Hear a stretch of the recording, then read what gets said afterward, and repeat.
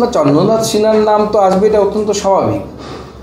তো আমরা জানি, কারণ তৃণমূল কংগ্রেসের বহু নেতা মন্ত্রী এই দুর্নীতির সাথে যুক্ত। তাদের মধ্যে অনেকেই প্রমাণের অভাবে ছাড়া পেয়ে গেছে, অনেকের নাম হয়তো আসেনি এখনও, ভবিষ্যতে হয়তো আসবে। তো চন্দ্রনাথ সিনহার নাম এসে গেছে।